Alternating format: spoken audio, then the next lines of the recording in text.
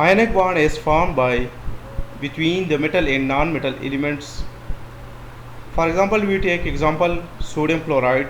हम sodium chloride को लेते हैं. It consists of the sodium and chlorine atoms. Sodium के वैलेंस शेल में एक इलेक्ट्रॉन है. इनका एटॉमिक नंबर 11. फर्स्ट शेल में 2, सेकंड शेल में 8 इलेक्ट्रॉन्स, जबकि लास्ट शेल में आउटर मोस्ट शेल में एक ही इलेक्ट्रॉन है.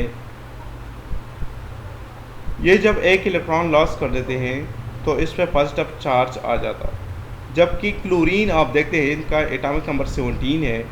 इनकी फर्स्ट शेल में 2 इलेक्ट्रॉन्स है, सेकंड शेल में 8 इलेक्ट्रॉन्स है, कंप्लीट है, जबकि वैलेंस शेल में 7 इलेक्ट्रॉन है. इनको ऑक्टेट प्रेफरेंस करने के लिए एक इलेक्ट्रॉन गेन कर लेता है फ्रॉम द सोडियम एटम्स. जब ये सोडियम से एक इलेक्ट्रॉन लेता है तो इनका शेल कंप्लीट हो जाता है और स्टेबल आयंस बन जाता है. सोडियम जब एक इलेक्ट्रॉन लॉस कर देता है तो सोडियम आयंस बन जाता है, और क्लोरीन जब एक इलेक्ट्रॉन गेन कर लेते हैं तो क्लोरीन आयंस बन जाते हैं.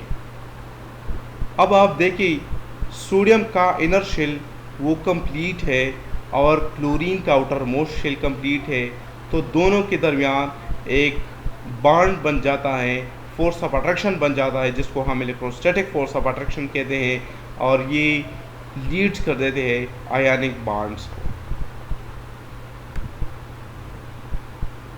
For example sodium chloride, sodium lost one electron from the outermost shell, while the chlorine atom must gain one electron to their outermost shell.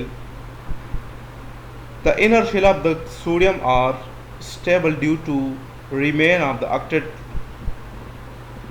while the chlorine atoms achieve their stable valence shell by 8 electrons, so it gain 1 electron from the sodium. When sodium atom and chlorine atom react together, the sodium atom loses its electron to chlorine atom and the two ions are formed.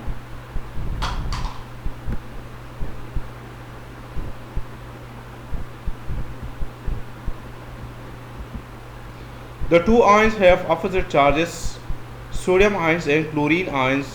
They are attracted to each other. The force of attraction between them are very strong. This is called ionic bond.